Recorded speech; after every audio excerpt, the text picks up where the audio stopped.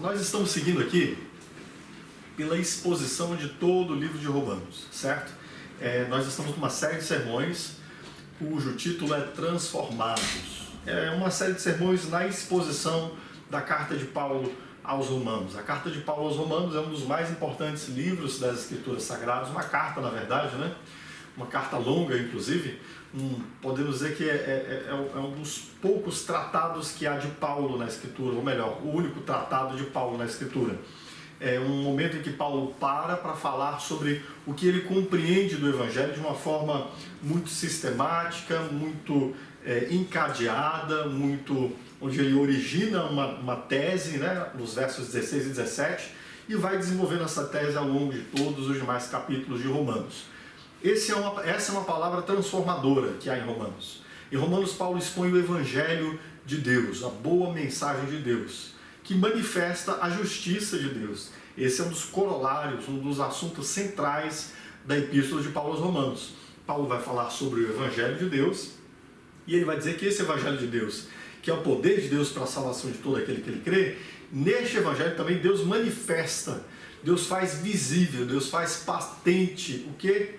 A sua justiça. Portanto, a justiça de Deus é um dos assuntos centrais desta epístola. O que nós vimos até aqui? Eu desenvolvi lá essa tese no início, com alguns sermões, versos 16 e 17.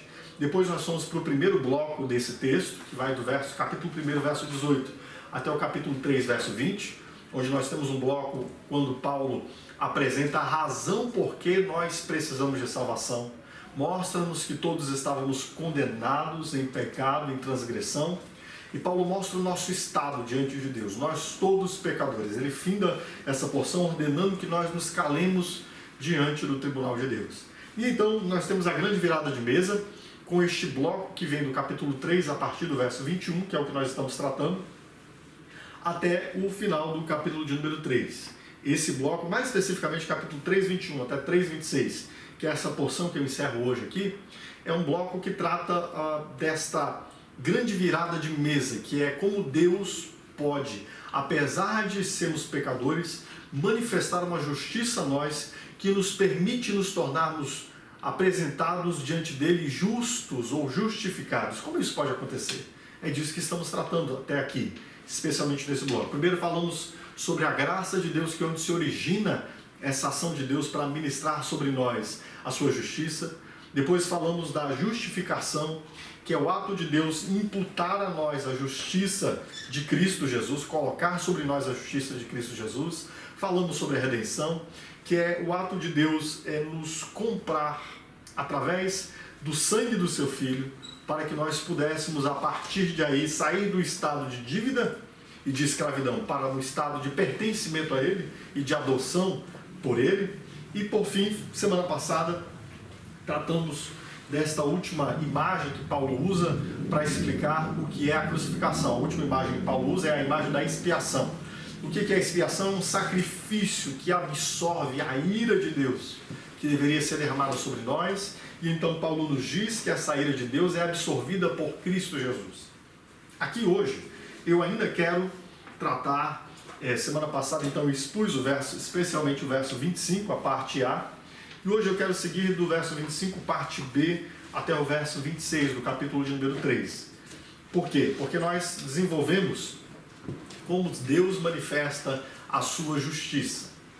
Uma justiça onde ele se revela um Deus justo, uma justiça onde ele também justifica aqueles que creem nele, os pecadores que nele creem. Mas há uma questão que Paulo levanta aqui, que está um pouco fora desse roteiro aqui. Eu diria, não fora, mas está superior a esse roteiro. Qual é a questão superior a esse roteiro? É para que Deus fez isso? Para que Deus manifestou a sua justiça? Para que Deus nos salvou em Cristo Jesus através da morte em nosso lugar? Para que Deus nos comprou em redenção? Especialmente para que Deus se permitiu que seu Filho fosse tornado um sacrifício de absorção da sua ira? E o assunto de hoje é exatamente isso, a cruz sob essa perspectiva. Nós podemos olhar para a cruz pela perspectiva de a cruz ser a manifestação do amor salvador de Deus. Mas a perspectiva pela qual Paulo olha aqui para a cruz agora é a cruz como justiça e a glória de Deus. E esse é o nosso assunto hoje: cruz, justiça e glória de Deus, certo? Portanto, nestes versos que nós leremos aqui, Paulo nos mostra que a razão pela qual Deus ofereceu Cristo como sacrifício propiciatório para absorver a sua ira, a fim de que nós não fôssemos objeto da ira de Deus, mas que Ele fosse, a razão para a qual Deus fez isso não é apenas para a nossa salvação, é especialmente para Deus demonstrar a sua justiça. Talvez você nunca tenha pensado nisso deste modo, ou talvez nunca tenha olhado para isso por essa perspectiva, entendendo como uma das mais fundamentais. Geralmente a gente olha para a cruz de Cristo sob nossa perspectiva, né? Mas aqui nós vamos olhar para a cruz de Cristo a partir da perspectiva de Deus. Eu quero convidar você que abra a sua Bíblia comigo. Versos 25 e 26 serão os únicos versos que nós leremos. E o nosso assunto hoje é este: cruz, justiça e glória de Deus. A palavra de Deus nos diz assim, mantenha a sua Bíblia aberta nesse texto, tá? Deus ofereceu como sacrifício para propiciação mediante a fé. E eu já expliquei semana passada que propiciação é um sacrifício que absorve a ira de Deus pelo seu sangue. Eu tratei desta porção semana passada. E aí Paulo continua dizendo, para demonstração da sua justiça. Por que Deus ofereceu a Cristo como sacrifício para propiciação pela fé no seu sangue? Para demonstração da sua justiça. Há uma finalidade que Paulo nos explica aqui na morte de Cristo. Qual é a finalidade que Paulo determina aqui, especialmente para a morte de Cristo? Para demonstração da sua justiça. E a fim de ampliar essa frase, Paulo então desenvolve as palavras seguintes. Ele vai dizer, em sua tolerância, havia deixado impunes os pecados anteriormente cometidos, mas no presente demonstrou a sua justiça a fim de ser justo e justificador daquele que tem fé em Jesus. Bom, vamos orar mais uma vez. Já oraram por mim, quero orar neste momento por nós, a fim de que nós estejamos aptos a entender, discernir, ouvir e receber a palavra de Deus. Amém? Feche seus olhos. Senhor Deus, a tua palavra que me diz que a cruz de Cristo é a demonstração da tua justiça. Há uma manifestação da tua própria glória na cruz, a qual o Senhor quer deixar estampada, a fim de que vejamos e admiremos o teu nome e a tua majestade. Eu te peço, Senhor, nos ajuda a entender estas coisas, porque nós somos homens de um tempo em que muitos dos pressupostos da nossa formação têm dificuldade de absorver essas grandezas da manifestação da tua glória e do teu nome. Nós somos muito centrados em nós mesmos. Nos ajuda hoje a discernir a cruz por essa perspectiva, para que nós nos encantemos com o Senhor e com a sua glória, e para que Cristo seja manifestado justo, para que Deus Pai seja manifestado justo, para que Deus Espírito Santo seja manifestado justo e ao mesmo tempo justificador daquele que tem fé em ti. É o que eu te peço, em nome de Jesus. Amém. Paulo, então, queridos, está nos dizendo que, embora sim a cruz tenha uma finalidade expiatória, a finalidade de absorver a ira de Deus, de colocar o pecador no lugar do sacrifício, o sacrifício no lugar do pecador, e haver essa troca, e nessa troca Deus poder cumprir o derramamento da sua ira sobre aquele que havia pecado. Mais do que isso, mais do que ser um modo de Deus salvar pecadores, a cruz é um modo de Deus manifestar a sua própria glória. A glória de Deus é a questão fundamental na cruz de Cristo. Embora no sermão passado eu tenha enfocado na questão expiatória, esta não é a ênfase desse texto. A questão expiatória, ela entra aqui nesse texto como parte desse corolário, mas o ápice desse texto é a manifestação da justiça de Deus. Deus demonstra a sua justiça. E por que Deus demonstra a sua justiça na cruz? Ora, porque Deus poderia de algum modo parecer injusto. se não houvesse a cruz do Calvário, se Deus intentasse salvar pecadores, ou mesmo não apenas por salvar pecadores, mas até mesmo por ter permitido que os pecadores estivessem no curso de suas vidas, seguindo impunes por causa, mesmo apesar de seus pecados, Deus poderia parecer injusto. Essa é uma questão que é levantada em todo tempo, quando nós paramos para observar a realidade e entendemos que na realidade há questões que nós observamos e verificamos que há falta de juízo, de justiça, de equidade nos acontecimentos da vida e da história. Ainda imaginemos não apenas nesse plano, observando as coisas que acontecem ao nosso redor, mas observemos a perspectiva de Deus em tentando salvar pecadores. Como Deus poderia salvar pecadores e ao mesmo tempo ser justo? Nós geralmente olhamos para a cruz de Cristo de nossa perspectiva. Nós olhamos para a cruz de Cristo pensando em nossa salvação, em nossa condição de condenados. Entendendo que Deus nos amou e o que Ele está fazendo na cruz é dando uma demonstração desse amor para nos salvar. É normal até que nós olhemos para essa perspectiva. Mas Paulo nos dá outra perspectiva aqui. Paulo está nos dando um olhar sobre a perspectiva de Deus. Qual é a intenção de Deus? A intenção de Deus é de manifestar a sua própria justiça. Um display, uma manifestação da sua própria justiça. Uma questão de perspectiva é que, de fato, para nós é difícil olhar para a cruz por outra visão, senão pela nossa própria visão e a nossa centralidade. Nós achamos que a cruz tem a ver conosco e tem a ver especialmente com a nossa salvação, não é verdade? É assim que a gente olha geralmente. E é assim que a gente se aproxima da cruz em primeiro plano.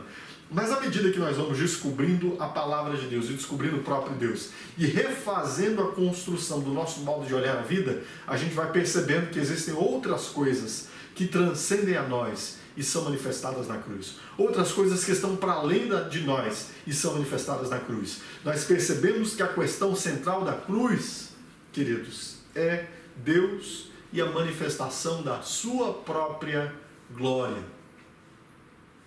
Quando nós ocidentais, nós vivemos num tempo, queridos, onde o humanismo, a percepção do homem como centro de tudo, nós vivemos num tempo onde o humanismo, a ideia de que o homem tem direitos e tem honras e todas as coisas devem ao homem e que o homem deve governar sobre todas as coisas e todas as coisas estão ao bel prazer do homem. Esse tempo que nós vivemos, esse tempo humanista, nos leva a ter uma visão humanista de Deus, como se Deus fosse um serviçal ao nosso encontro e que tudo dissesse a respeito a nós.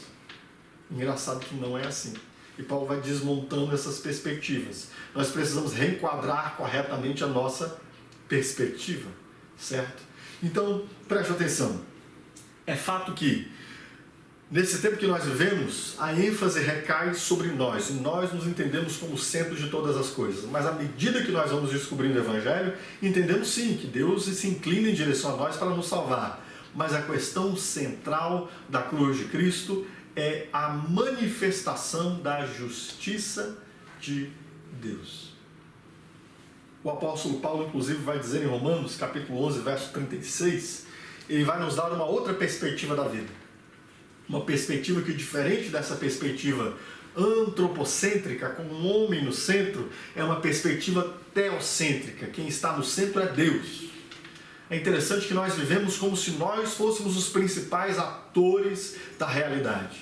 Enquanto, quando nós olhamos para a Escritura, na verdade, a principal pessoa da realidade, em torno da qual todas as demais coisas estão subordinadas e em torno da qual todas as coisas giram, que é o eixo, o centro de gravitação de todas as coisas, é Deus, é Cristo Jesus, é o Espírito Santo de Deus. O apóstolo Paulo diz em Romanos, capítulo 11, verso 36, e às vezes a gente não aplica isso à cruz de Cristo.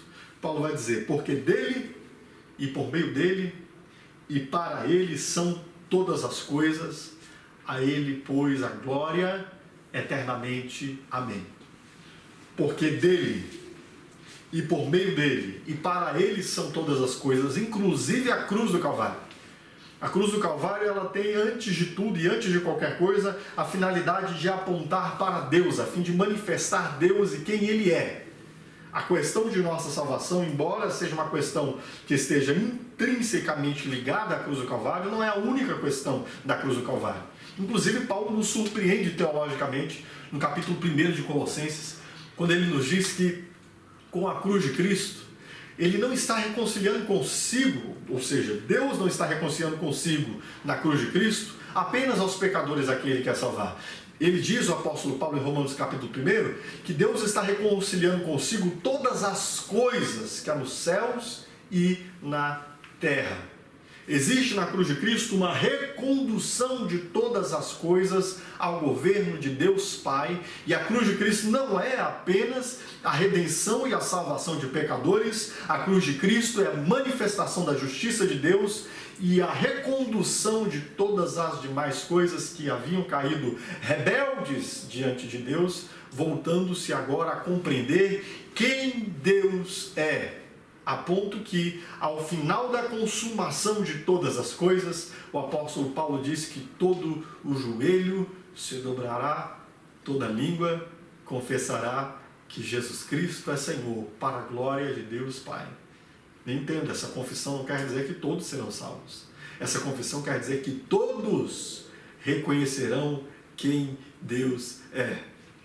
Eu acho lindo o canto em Apocalipse, quando diz que toda língua nos céus e na terra, e embaixo da terra, e todo ser vivente declaram que Cristo Jesus é digno de receber o livro e de abrir os 7 selos, porque Ele com seu sangue comprou para Deus homens de todo povo, tribo, língua, raça e nação. Antes de tudo, a cruz de Cristo é isso então, esse display. Para que diz-nos o apóstolo Paulo que Cristo morre na cruz do Calvário? Para que Deus manifeste a sua justiça. A cruz do Calvário nos ajuda a nós alinharmos a nossa visão de vida, a sairmos dessa perspectiva diminuída, antropocêntrica, onde nós nos entendemos como centro de tudo, a fim de que nós compreendamos que, na verdade, a questão última da cruz do Calvário é Deus manifestando a sua justiça, certo? Então, observe bem. Essa é a questão fundamental que Paulo está tratando aqui. E eu percebo aqui que nós precisamos de um ajuste na nossa visão. Nós vivemos num tempo antropocêntrico, nós somos antropocêntricos, nós entendemos que a realidade última somos nós e que todas as coisas giram em torno de nós e ao redor de nós, e o que a Escritura nos ordena que façamos é que nós nos reposicionemos no nosso devido lugar de honra que Deus nos deu, mas um lugar de honra debaixo dos pés de Cristo Jesus. É para a glória dele que ele manifestou a cruz, para a manifestação da sua justiça, a fim de que ele fosse reconhecido como Deus santo que é, e que nós percebêssemos que ali há uma manifestação gloriosa da sua justiça, e assim pudéssemos atribuir a ele a glória que lhe é devida, queridos. Por isso, aqui já há necessidade de nós nos reposicionarmos. De que modo? Nós precisamos ir percebendo o quanto nós ainda mantemos uma visão de mundo muito intrinsecamente ligada ao entendimento de que nós estamos no centro. Entender a cruz de Cristo na perspectiva de Deus é entender que ali, antes de tudo, Deus está manifestando a sua justiça. E nós, nesse tempo que vivemos, vivemos de modo que nós torcemos isso. Nós, antes de tudo, nos colocamos num pedestal e parece que é pelo nosso valor. E quantas vezes a gente ouve isso? E quantas vezes nós ouvimos músicas sendo entretecidas com essa comunicação, né? Músicas que se chamam de hinos e que parecem nos colocar em pedestais e dizer, olha, pela sua beleza, pela sua virtude, pela sua glória, pelo que você é, Deus fez isso. Não, queridos, não tem nada a ver conosco. A questão fundamental e prioritária é Deus e a sua própria glória, seu nome, sua fama, o deleite que há na beleza do seu caráter, para que nós vejamos aquele que é o único que é. a fim de que nós desviemos o nosso olhar de nós e olhemos para aquele no qual, contemplando, nós podemos ser realmente, experimentar a alegria de adorar aquele para quem fomos criados para adorar. Entende? O apóstolo Paulo diz que é para manifestação da justiça de Deus. E o quanto nós, antropocentricamente, não apenas quanto à cruz, mas quanto a muitas outras coisas, nos colocamos no centro e fazemos com que as coisas girem em torno de nós. Não é assim que funcionam os cultos hoje, inclusive? Parece-me que os cultos são feitos de modo que, ao invés de nós nos apresentarmos diante de Deus, para olhar para a beleza da face de Cristo Jesus e contemplá-lo, e sermos transformados por contemplá-lo, para adorá-lo e reverenciar sua glória, sua majestade, para cantar hinos à cruz do nosso Salvador. Parece-me que, na verdade, nós vemos hoje, especialmente no nosso país, as pessoas se dirigindo a cultos com a intenção de ouvirem algo, de elas serem o centro de algo, de elas receberem algo, de, se não houver uma experiência pessoal, se não houver uma experiência íntima que atenda à minha necessidade, eu pareço que não estive em culto, não participei de culto, ou não cultuei a Deus. E na verdade, se é desse modo, você sequer entendeu o que significa cultuar a Deus. Esse chamamento de Paulo é um chamamento para que nós coloquemos a glória de Deus no centro de todas as coisas. O nome de Deus no centro, para que nós entendamos que o que Ele está fazendo na cruz do Calvário é manifestando, dando um display da sua própria justiça, para que nós saibamos quem Ele é, para que nós nos impressionemos com a sua majestade. Não é uma questão apenas que diz respeito a nós. E aí eu pergunto, quantas vezes nós não nos apresentamos diante de Deus ainda cheios desta autocentralidade? Não entendemos ainda que toda a Escritura nos chama para nós voltarmos a Deus. A queda do homem acontece exatamente quando nós deixamos a centralidade de Deus para nos colocarmos no centro. É aí que começa a queda do homem. O desvio da vontade de Deus é um desvio de colocar a Deus no centro. Esse modo de vida onde nós nos posicionamos acima de tudo é um modo de vida que não glorifica a Deus. E embora possa de antemão, especialmente eu entendo que talvez algumas pessoas possam pensar assim, pode parecer para o homem deste tempo, o homem nascido segundo a cultura desse tempo, e eu sou um desses, como você, que preciso que a Escritura vá reformulando, né, meu modo de pensar, mas para nós que nascemos desse tempo, parece-nos de antemão, falar de Deus e da sua glória é falar como se Deus fosse, eu diria, meio egoísta. Não é assim? Não pode parecer? Que Deus quer muita atenção para si mesmo, não é verdade? C.S. Lewis, um escritor inglês do século passado, um intelectual do século passado, ele foi um ávido ateu. E essa era uma questão que ele levantava muitas vezes. Como pode Deus demandar glória a si e querer o display, a manifestação da sua glória? E em algum tempo depois, C.S. Lewis obviamente se converte e de um ferrenho opositor ateu, intelectual, ele se torna um amável e adorável adorador do Deus vivo, sempre deleitando-se na beleza e na glória de Deus. Ele então chega à seguinte consideração, ele diz: antes eu pensava que quando Deus falava de si e de sua glória, era como se ele estivesse como uma criança, querendo toda a atenção para si. Mas depois eu fui considerar, e ele faz essa análise a partir da perspectiva das relações entre as pessoas, né? Depois eu fui considerar, disse C.S. Lewis, que na verdade nós desejamos a glória das coisas que nós amamos. Quando nós amamos um carro, por exemplo, quando nós temos um carro e nós começamos a usufruir desse carro, e esse carro nos atende bem, nós queremos contar isso para todas as pessoas que estão perto de nós, queremos compartilhar isso. E queremos que as pessoas possam refletir juntamente conosco essa mesma admiração. Nós, em todo tempo, somos criaturas que fomos feitas para admirar. Agora, um detalhe importante, e quem vai complementar isso não é C.S. Lewis, é John Piper. John Piper vai dizer que todas as coisas que nós admiramos, elas acabam, de algum modo, nos consumindo. Mas a admiração a Deus é uma admiração que, em admirá-lo, nós somos plenos de alegria. Porque, pasme, foi para isso que nós fomos feitos. Para que fomos feitos? Para o louvor da glória de Deus. Nós fomos feitos para olhar para a beleza de Deus e admirá-la. E em admirá-la, ter o maior prazer que é possível em nossa alma. Nós não desejamos amar e admirar? Nós não desejamos estar perto das pessoas a quem nós consideramos amáveis e admirá-las? Isso não se torna prazeroso para nós?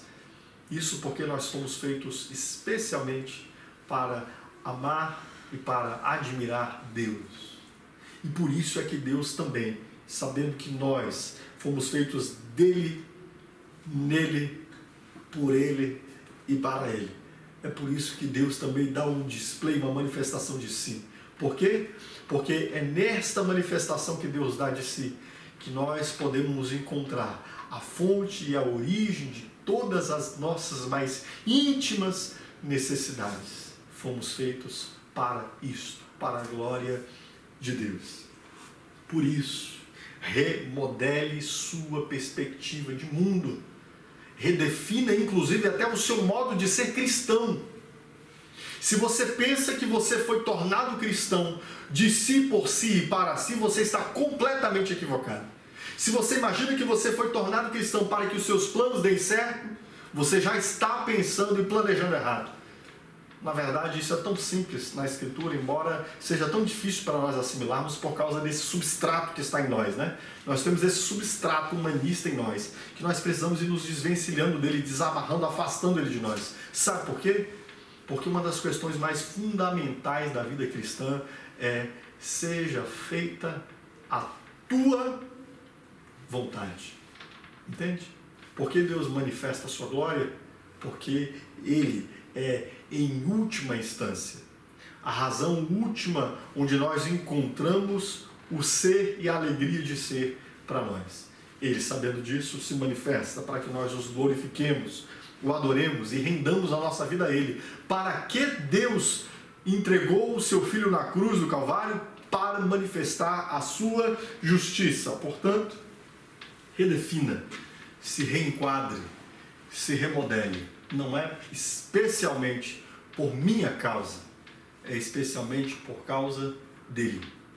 Como disse o apóstolo Paulo, eu já citei em 11:36, dele, por ele e para ele são todas as coisas. Tudo bem, Paulo diz isso. E aí Paulo então vai explicar por que motivo foi necessário que Deus manifestasse a sua justiça. E aí nós temos aqui em seguida, no período seguinte, Paulo dizendo: em sua tolerância havia deixado impunes os pecados anteriormente cometidos. De que Paulo está falando? Paulo está dizendo que existe a manifestação do pecado que concorre com a justiça de Deus. Existe uma manifestação do pecado no mundo que concorre, que contesta a justiça de Deus. Por quê? Porque Deus havia deixado impunes os pecados. Então observe bem, um Deus santo e justo, um Deus reto e íntegro, havia permitido que os homens permanecessem impunemente em suas vidas, apesar de seus muitos pecados. O pecado, ele é uma afronta a Deus, ele é um desprezo a Deus, ele é uma zombaria a Deus, a honra de Deus e a sua autoridade, ao ponto de que nós temos em 2 Samuel capítulo 12, verso 9, naquele episódio em que Davi havia pecado, tendo usurpado Batseba, possuído Batseba, tido um filho com Batseba e depois mandado matar Urias, o marido de Batseba. Quando Deus vem confrontá-lo através do profeta, o Senhor Deus diz: por que, pois, desprezastes a palavra do Senhor, fazendo o que era mal perante Ele?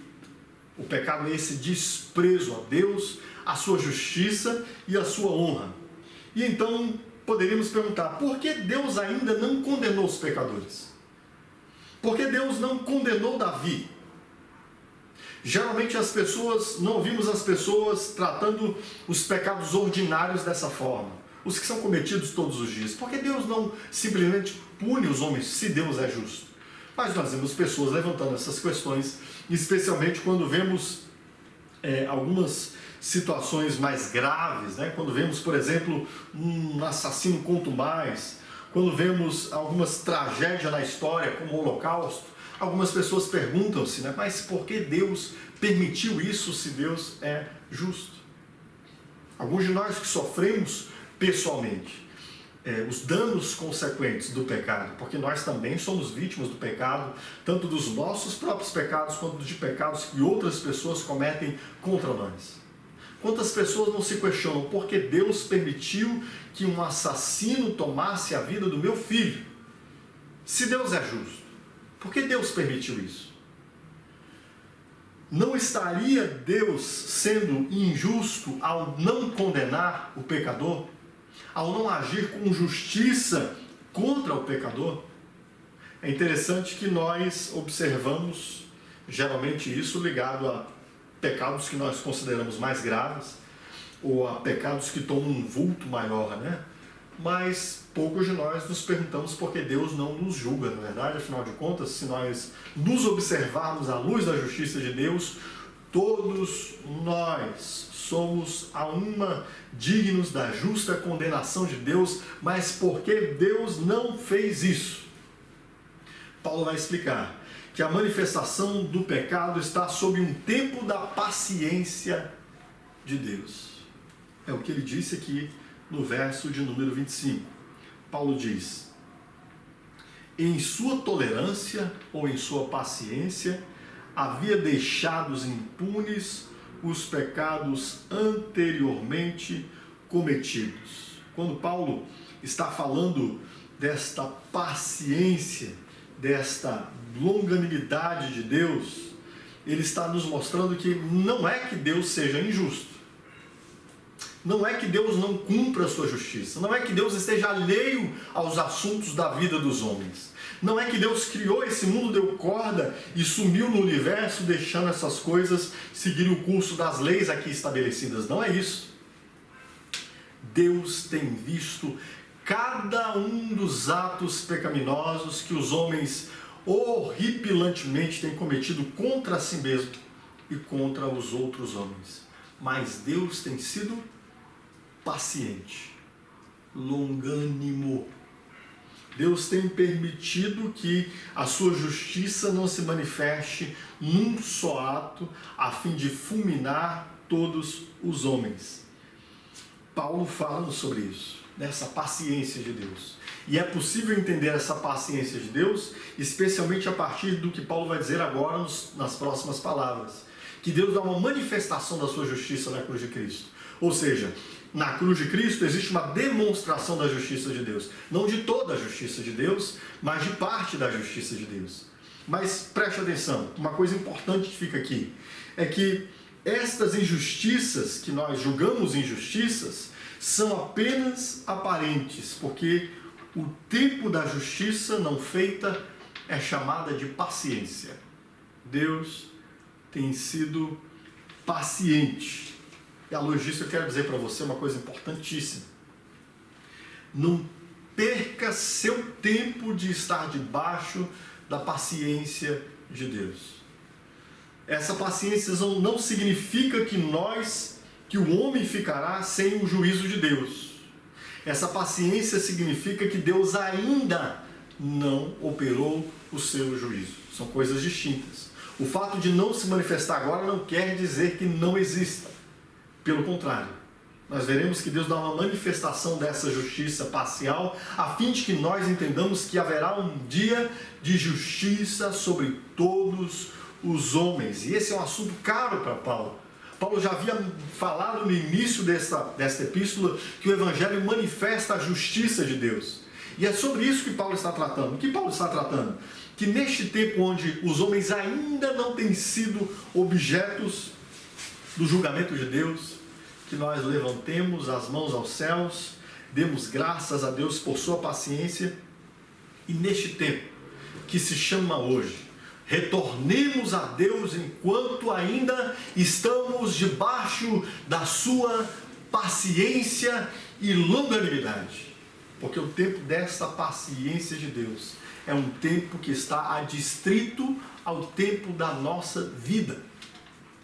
O autor dos Hebreus já havia nos dito que ao homem está ordenado viver uma só vez, vindo após isso o juízo de Deus, o julgamento de Deus. Portanto, aqui ainda resta um tempo da paciência. Não perca, meu irmão, não perca, meu querido ouvinte, o tempo da paciência de Deus. Não trate isso como se fosse coisa qualquer. Há pessoas que vão lidando com o tempo como se o tempo fosse um recurso em todo modo disponível. Até que de repente vem um movimento brusco da vida e lhe rouba todo o tempo que ele tinha. Quanto será a duração da paciência de Deus sobre a vida de cada ser humano? Isso não é possível dizer. Eu sei dizer, segundo a Escritura, que o tempo da paciência de Deus sobre cada ser humano é o tempo que lhe é dado até o dia do seu suspiro. E quando é o dia do suspiro, nenhum de nós o sabe. Há um texto na Sagrada Escritura onde o Senhor Jesus, falando-nos dessa indisponibilidade que temos sobre a nossa vida e esse sentimento de falsa segurança, alerta sobre o perigo de nós estarmos incautos. O Senhor Jesus conta-nos uma história de um homem que tinha uma grande plantação, e essa plantação havia transbordado no último ciclo dele, e então ele fica preocupado: o que farei? E ele pensa: vou construir silos, grandes silos. E então ele constrói grandes silos, estoca a sua colheita, deita-se e diz: minha alma, regala-te, porque agora você tem recurso para muito tempo. E dos céus é bradada a palavra: louco, hoje te pedirão a tua alma. Percebe isso? É importante que nós atentemos. Deus não é um Deus injusto, Ele fará justiça contra todos os homens. O tempo de os homens se voltarem para Deus é ainda durante o tempo de sua paciência. E às vezes Deus ainda permite que circunstâncias das nossas vidas venham nos mostrando que este tempo da paciência de Deus não é um tempo ilimitado. É um tempo que está adstrito ao curso da nossa vida, e nenhum de nós tem domínio sobre o curso da nossa vida. Não sei se vivo até esta semana que vem, se vivo mais 30 anos, se vivo mais 50 anos, não sei. Você sabe? Certamente também não. Mas entenda uma coisa: o fato de Deus não cumprir justiça sobre nós é chamado de paciência. E este é um tempo oportuno, este tempo da paciência. Um tempo de voltar-se para Deus. Paulo fala então deste período de paciência de Deus.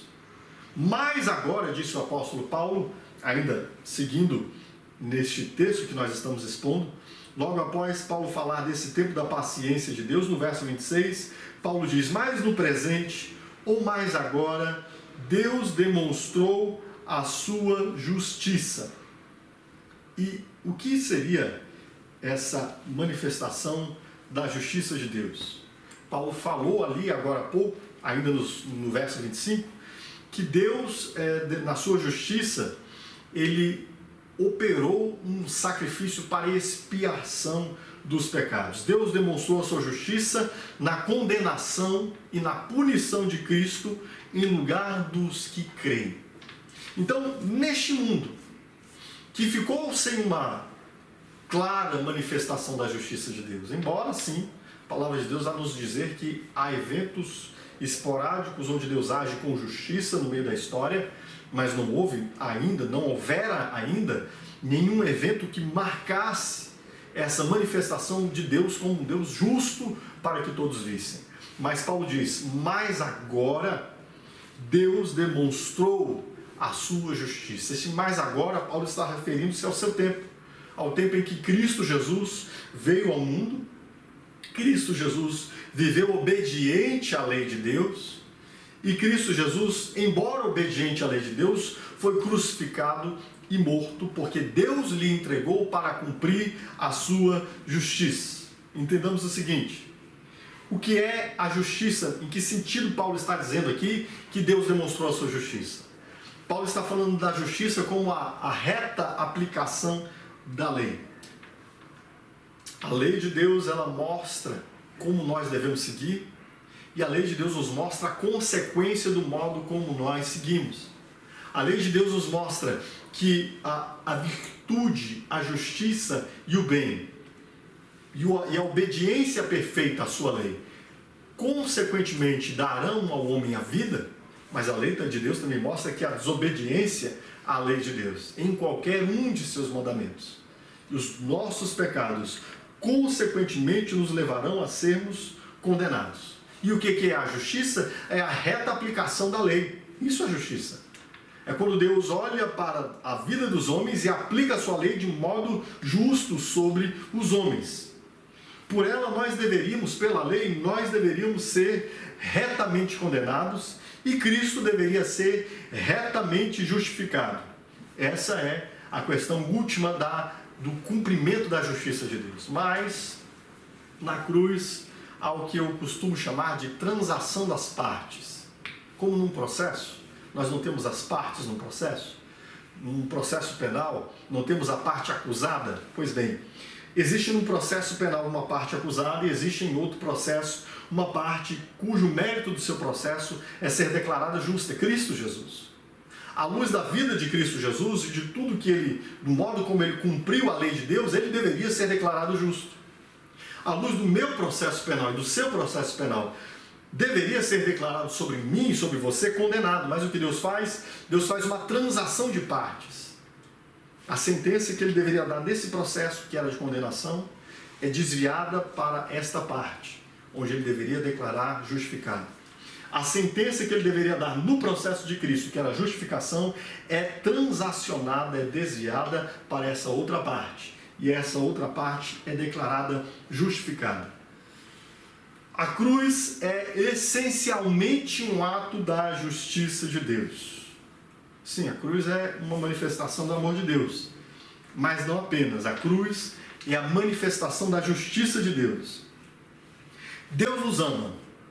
Mas como ele pode ser justo ao nos salvar de nossa condenação? Seria justo Deus nos amando, desejando nos salvar, ele simplesmente não fazer recair sobre nós o seu juízo? Seria justo isso? Seria justo se Deus simplesmente determinasse não cumprir a pena que deveria ser devida a nós e Deus não fizesse mais nada? Deus poderia fazê-lo? Certo que Deus poderia fazê-lo. Ele é Deus. Mas ele não seria Deus justo se assim ele fizesse. Entende isso? Se Deus simplesmente dissesse: perdoados estão os seus pecados, mas não houvesse nenhuma consequência sobre estes nossos pecados, Deus não seria justo. Para que a cruz de Cristo? A cruz de Cristo ela é essencialmente para que Deus manifeste a sua justiça. Deus não violenta a sua justiça por causa do seu amor. Ele não perdoa os pecadores deixando seus pecados sem punição. Antes, ele violenta-se a si mesmo, sofrendo a punição digna do pecado, para que a sua justiça seja cumprida. Na cruz, Deus é justiça. Ah, que coisa linda, irmãos. Que Deus perfeito. Um Deus que não se demoveu de sua justiça para salvar os homens. Um Deus que entendia que para salvar os homens era necessário que ele cumprisse a sua reta justiça. E é isso exatamente o que ele faz. Se Deus houvesse simplesmente perdoado os pecadores, sem a cruz, Deus não seria justo. Deus não quis apenas nos salvar na cruz. Ele quis se revelar um Deus justo, que não deixa o ímpio sem punição. Ali, a justiça de Deus para aqueles que creem em Cristo Jesus é completamente cumprida. Através da punição dos pecadores que crerem em Cristo, realizado no próprio Cristo. Deus puniu a mim e a todo pecador que crer em Cristo. Deus nos puniu no corpo de Cristo, no sangue de Cristo, na vida de Cristo. Através da salvação dos pecadores que creem em Cristo por causa da justiça de Deus. Meus queridos, não houve nenhum pecado meu ou de qualquer outro que creia que não tenha sido devidamente punido em Cristo Jesus na cruz do Calvário. Uma coisa importante de você entender aqui é o seguinte: Paulo está dizendo que Deus manifesta a sua justiça, mas ele não a manifesta toda e nem plenamente. Mas Deus a manifesta de modo cabal, de um modo que todos podem saber que ele é justo.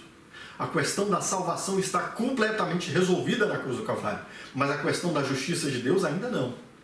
A cruz do Calvário é ainda uma manifestação, embora uma manifestação já perfeita e plena para o salvo, porque aquele que crê em Cristo, tudo quanto da justiça de Deus deveria ser manifestado a ele já se deu na cruz, mas ainda haverá um dia em que Deus manifestará a sua justiça, especialmente contra aqueles que não creem no Filho, que não se rendem à glória da justiça de Deus na cruz do Calvário. Mas sim, Deus a manifestou ali na cruz. Quando nós olhamos para a cruz do Calvário, nós vemos um Deus que não é injusto, um Deus que não é imparcial no julgamento, um Deus que cumpre a sua justiça de forma cabal. Isso nos demonstra que Deus será justo sim no último dia, e que Ele trará, como a Escritura diz, em todos os lugares, e como a nossa própria consciência clama, trará este mundo a juízo. Os pecados dos pecadores que se arrependem e creem em Cristo foram totalmente julgados na cruz do Calvário. Mas os pecados dos pecadores impenitentes continuam sob a paciência de Deus até o juízo final. Então observe bem, a cruz do Calvário não resolveu todas as questões do pecado humano. A cruz do Calvário resolveu a justiça de Deus, ela dá uma manifestação da justiça de Deus, e ela resolve a questão dos pecadores que se arrependem e creem.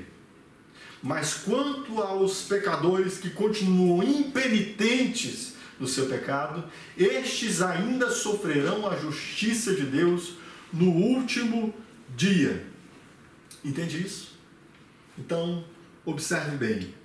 Deus manifesta a sua justiça. Como Deus manifesta a sua justiça, queridos? Deus manifesta a sua justiça pela transação das partes. Deus cumpre toda a sua justiça contra nós sobre Cristo. Toda a manifestação da justiça de Deus que era contra nós, Ele a derrama em Cristo, contra nós que cremos.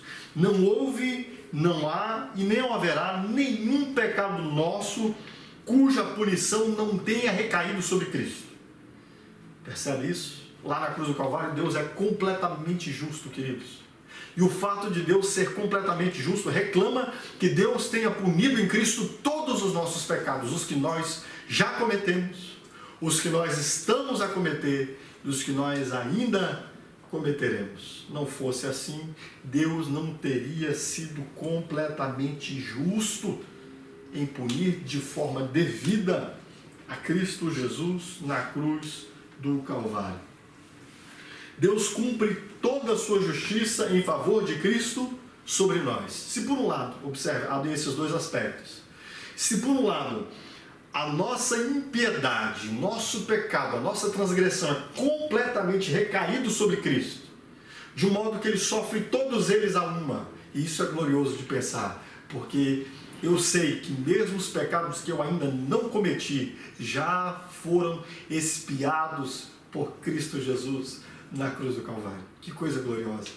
Os pecados que eu ainda vou me arrepender já foram pagos em Cristo.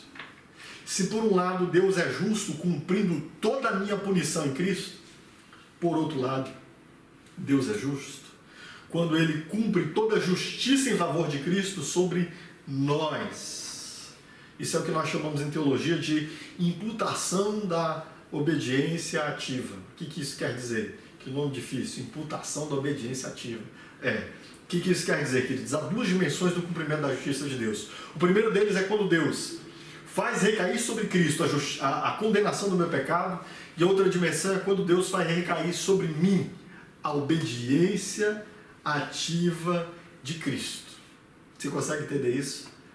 O que está sobre você, quando você se apresenta diante de Deus, é a completa medida da obediência ativa de Cristo. Calvino consegue transpor isso de um modo que eu considero muito lúcido, quando ele diz assim: se a justiça consiste na observância da lei, quem negará que Cristo obteve mérito para nós, quando ao tomar sobre si aquele fardo nos reconciliou com Deus, como se nós tivéssemos guardado a lei?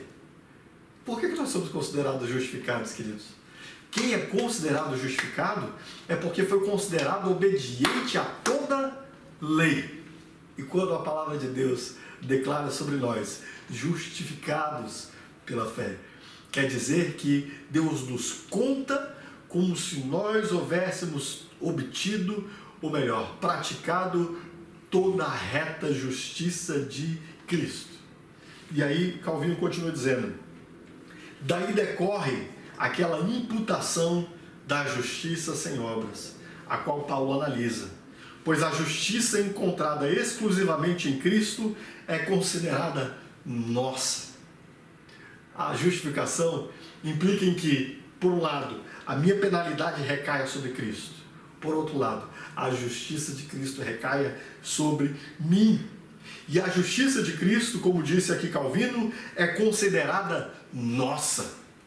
O modo como Cristo viveu, o modo perfeito como Ele andou diante de Deus, a sua obediência à lei. Ah, meu querido, minha querida, quando nós nos apresentamos diante de Deus, um Deus que cumpre de modo perfeito a sua justiça, essa justiça de Cristo é imputada a nós, de um modo que toda nossa bem-aventurança diante de Deus é decorrente da justiça de Cristo. Sabe quando nós entramos diante de Deus e podemos ouvir, sabe que palavras nós ouvimos de Deus quando nós nos achegamos a Ele?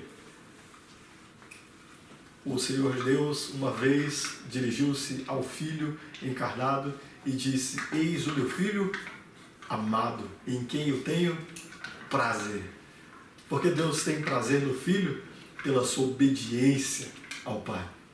Sabe o que nós ouvimos de Deus quando nós nos apresentamos diante de Deus? Eis o meu Filho amado, em quem eu tenho prazer. De onde vem essa bem-aventurança nossa, queridos? Não vem de nós. Essa bem-aventurança vem daquilo que Cristo fez, viveu, a sua perfeita justiça. É essa perfeita justiça de Cristo que nos permite nos apresentarmos diante de Deus bem-aventurados.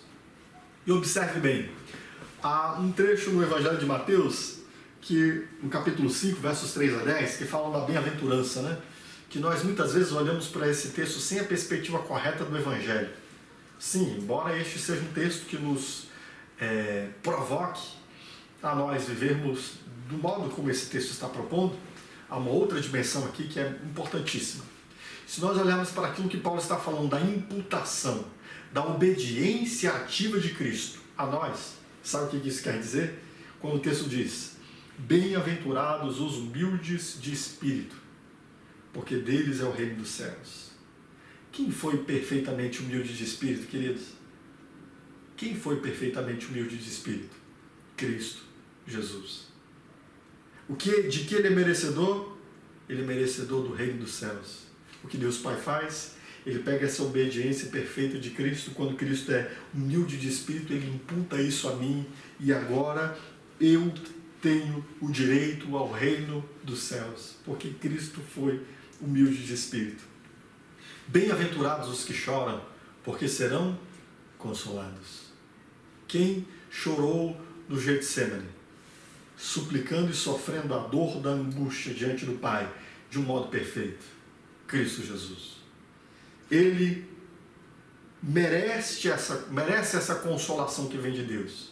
Agora eu sei que, pela obediência ativa de Cristo imputada a mim, ele que chorou de um modo perfeito e que merece consolação, garante para mim o quê? Consolação. Bem-aventurados os mansos, porque herdarão a terra. Quem foi mais manso que o nosso Senhor, que foi como cordeiro, que não abriu a sua boca, levado diante dos seus tosqueadores e foi degolado em silêncio? Quem foi mais manso que o nosso Senhor? Não há ninguém tão manso quanto o nosso Senhor. Essa mansidão de Cristo, queridos, é imputada a mim, e por isso eu tenho certeza que eu vou herdar a terra. Bem-aventurados os que têm fome e sede de justiça, porque serão fartos. Ah, queridos, isso já aconteceu conosco. Embora Cristo Jesus fosse o único que entendesse a justiça de Deus e a desejasse como ninguém, ele desejou isso, e ao invés de ele ser farto da justiça de Deus, nós que fomos fartos dela, nós recebemos a porção da justiça do Filho sobre nós, e aí nós podemos nos apresentar diante de Deus justificados. Bem-aventurados os misericordiosos. Quem foi misericordioso como nosso Senhor? Que diante dos seus algozes orou: Pai, perdoa-lhes porque não sabem o que fazem. Ninguém foi misericordioso como nosso Senhor, e nós nunca seremos. Mas essa obediência ativa de Cristo foi imputada a nós, e por isso nós hoje podemos alcançar misericórdia. Por que você pode alcançar misericórdia, queridos? Não é porque você é misericordioso, mas porque você recebeu a justiça de Cristo sobre você, e a obediência ativa de Cristo foi imputada a você. Bem-aventurados os pacificadores, porque serão chamados filhos de Deus. Quem foi pacificador como nosso Senhor? Que na noite em que ia ser tomado, quando Pedro puxa da espada, ele ordena que Pedro guarde a espada, porque aqueles que levantassem a espada seriam mortos pela espada, mas ele se entrega à justiça de Deus. Ninguém foi pacificador como nosso Senhor. Por isso, porque ele foi pacificador e a obediência dele é imputada a mim, eu posso ser chamado filho de Deus. Bem-aventurados os perseguidos por causa da justiça. Quem foi perseguido por causa da justiça? Quem recebeu a reta justiça de Deus sobre si, como Cristo, em meu lugar? Ninguém. Só Ele mesmo. E por isso, porque Ele foi perseguido por causa da justiça, eu posso receber o reino de Deus. Entende isso? Então, quando Deus manifesta, meu querido, minha querida, a sua justiça na cruz do Calvário, ele a manifesta nessa transação que nós chamamos de justificação, e nessa transição ele tanto mostra que ele é corretamente e perfeitamente aplicador da sua justiça punitiva, quanto corretamente e perfeitamente aplicador da sua justiça autenticadora, salvadora. Nós somos salvos pela obediência de Cristo Jesus. Sua obediência perfeita foi imputada a nós. Quando nós nos apresentamos diante de Deus, meus queridos, não são contadas as nossas transgressões. A justiça de Deus está completamente sobre nós.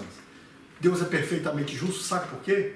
Porque não existe aqui, queridos, um mecanismo de ajuda, de ajuste, de coparticipação nossa neste ato. De modo nenhum. Deus sozinho salva pecadores. E como Ele salva? De modo justo. De modo justo.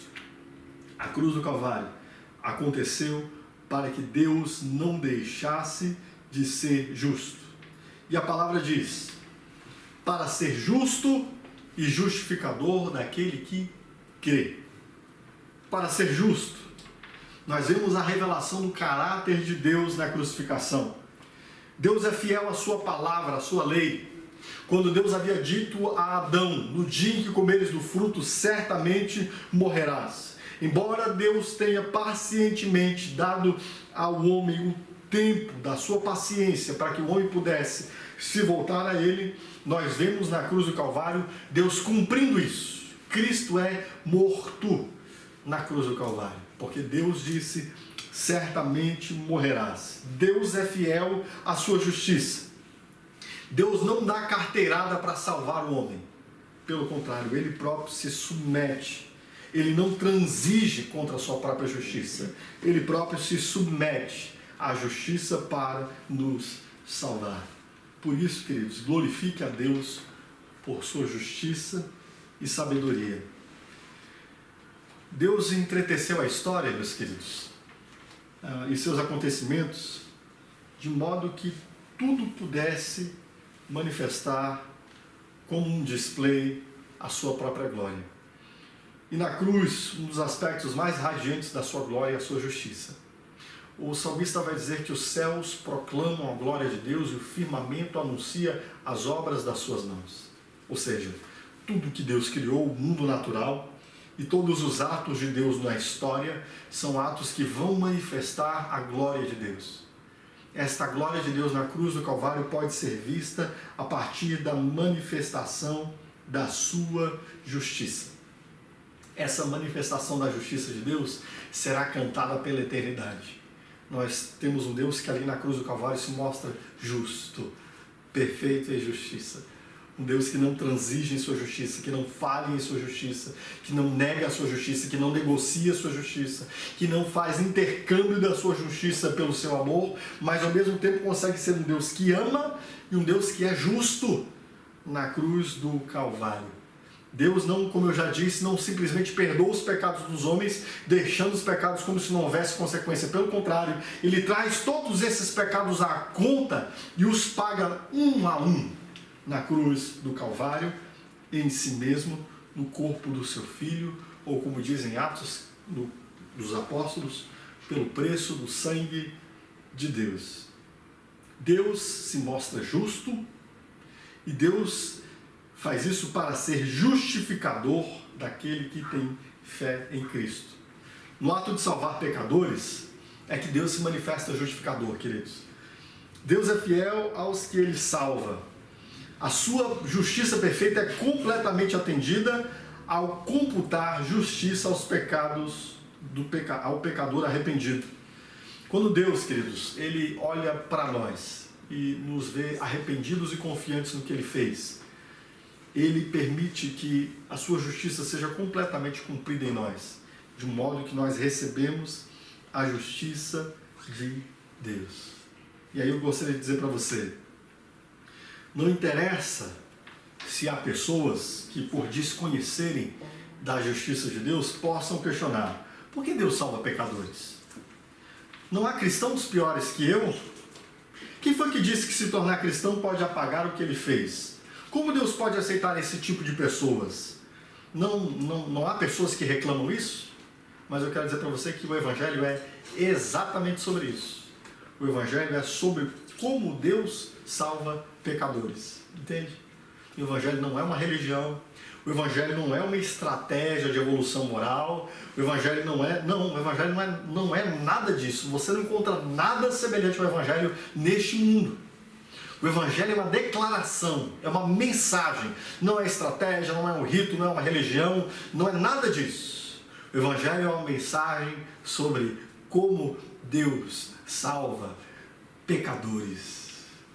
Deus veio ao encontro dos pecadores. Ele ama pecadores. E é exatamente a estes que Ele vai salvar. O Senhor Jesus disse, uma certa feita, que Ele havia vindo para os doentes. E naquele momento Jesus estava, na verdade, querendo deixar claro aos fariseus que lhe estavam questionando, que na verdade todos estavam doentes. Mas aqueles homens não conseguiam olhar para si e enxergar o câncer que corroía a própria alma. A contestação de pessoas que dizem: como é que Deus salva pecadores? Há pessoas que dizem: como pode alguém ter tido uma vida tão torta desse jeito e agora encontrar-se assim, dizendo-se salvo em Deus? Como Deus pode aceitar esse tipo de pessoas? Como Deus faz isso? Deus faz isso demonstrando a sua justiça. A justiça de Deus é perfeita. Imagine se, por exemplo, você estivesse numa condição de extrema necessidade, paupérrimo, sem nada sequer para comer em sua casa. E de repente você recebe uma grandiosa herança, sem ter trabalhado, sem ter feito o mínimo esforço para isso. E você se torna rico do dia para a noite. Haverá pessoas que olharão para você e dirão: como é que pode esse camarada que não se formou, que não tem uma boa titulação, que não tem... como ele pode ter recebido isso tudo? Sabe como ele recebeu isso tudo? Por herança, de um modo justo. Alguém adquiriu isso de um modo correto, perfeito, para depois dar a este outro. É isso que acontece no Evangelho. O que acontece no Evangelho? Deus justifica, Deus coloca os tesouros da sua riqueza sobre nós, queridos. Nós que não merecíamos nada. E Deus faz isso de um modo justo, de um modo que todos os homens podem olhar para Cristo e ver que foi realmente cumprido nele a sentença que estava sobre nós, o castigo que nos traz a paz. Nós fomos resgatados de um modo justo porque Deus decidiu sofrer a nossa pena de maneira completa. E por fim, Paulo termina dizendo, ele diz que Deus ao mesmo tempo é justo, Deus manifesta a sua justiça, é justificador, de modo que ele atribui justiça ao ímpio, é justificador daquele que crê. Há um ressalto de Paulo aqui mais uma vez, que a única participação do homem nesta dinâmica de Deus de salvar o pecador é na fé. A fé é a única participação do homem. Mas deixa eu te explicar uma coisa. Aqui não entra o mérito de se a fé é grande, se a fé é pequena. A única questão que nós fazemos é confiar naquilo que Deus fez. É confiar que Deus se manifestou justo e que a sua justiça é aplicada a nós que cremos. Richard Hooker, teólogo anglicano do século XVI, diz-nos assim: Deus justifica o que crê, não por causa do valor da sua crença, mas por causa do valor daquele em quem ele creu. Isso é belíssimo. Nós somos justificados não por causa do tipo da nossa fé, se a nossa fé é grande, se a nossa fé é pequena, se nós confiamos muito, se nós confiamos pouco, não. Deus nos justifica não pela nossa fé, mas pelo objeto da nossa fé. Em quem nós cremos? Cremos em Cristo Jesus. Justiça de Deus, sabedoria de Deus, aquele que sofreu em si a reta punição de Deus e que aplicou em mim a sua própria justiça. Na cruz, Deus é justo, ele dá um display da sua glória, mostrando que ele é perfeito em justiça. Por isso, na cruz se cumpre, do Salmo 85, verso 10 e o verso 13. Eu acho lindo esse salmo, é um dos salmos mais lindos da Escritura.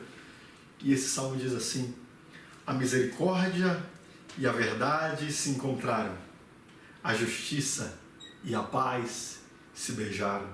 O que acontece na cruz, queridos? A misericórdia e a verdade. Deus não se exime da verdade, embora esteja agindo com misericórdia. A justiça e a paz. Na cruz há uma manifestação perfeita da justiça de Deus. E a justiça e a paz se beijam. Ao mesmo tempo que Deus pune o pecado, ele permite que a partir dali haja paz para nós. E no verso 13 ele ainda diz: a justiça irá adiante dele, e ele nos fará andar no caminho aberto pelos seus passos. Que glorioso isso, queridos. A justiça de Deus o precede A justiça de Deus vem antes dele, vem adiante dele. Quando Deus se manifesta nesse mundo, ele se manifesta como Deus justo. E pela sua justiça ele nos abre um caminho. E sabe por que agora nós podemos andar neste caminho que ele abriu para nós? Porque ele o fez abertos em seus passos, queridos. Portanto, o meu apelo último aqui é que você reconheça a glória de Deus como alvo último da cruz de Cristo. Que você olhe para a cruz de Cristo e entenda que ali, antes de tudo, Deus poderia nos salvar sem que houvesse uma cruz do Calvário? Poderia, mas ele não seria justo se assim o fizesse. A sua lei não seria cumprida de modo justo. Por isso ele se submete, ele mesmo se submete às penalidades da sua lei, queridos. Para quê? Para que ele seja justo e para que ele possa justificar a mim, um ímpio, um pecador, a você, o pecador. Para todos os pecadores que se arrependem e creem, há em Cristo justiça para a vida eterna. Portanto, olhe para a cruz e veja na cruz Deus se manifestando justo e glorioso, exaltado acima de tudo, porque dele, por ele e para ele também é a cruz do Calvário. Reconheça a glória dele e assim redefina, redirige todo mais na sua vida para o louvor da glória de Deus Pai. Amém? Quero orar com você nesse momento, pedindo ao Senhor Deus que esteja alcançando você, a fim de que você olhe para Cristo e reconheça na cruz do Calvário a justiça de Deus. Ali Deus é justo. Deus é amor? Sim. Deus é justiça? Também. E o que a cruz mais manifesta, segundo Paulo nesse texto, a justiça de Deus. O amor de Deus é manifestado na cruz, em Deus enviar seu Filho, mas a justiça de Deus ali fica patente, revelada como nunca. Nunca na história e depois da história alguém poderá contestar a Deus como Deus salvou pecadores, porque a resposta de Deus é a cruz. Amém? Curva a sua cabeça. Ó profundidade das riquezas, da sabedoria e do conhecimento de Deus, quão inescrutáveis, Senhor, são os teus caminhos e quão insondáveis são os teus juízos. Como nós poderíamos calcular que em um só ato o Senhor manifesta de um modo perfeito o seu amor e a sua justiça? O Senhor é um Deus justo, isso fica patente para nós na cruz do Calvário. Nós ainda não conseguimos compreender a medida do peso da ira de Deus recaído sobre Cristo. O quanto essa sentença dura foi ferina ao nosso Salvador.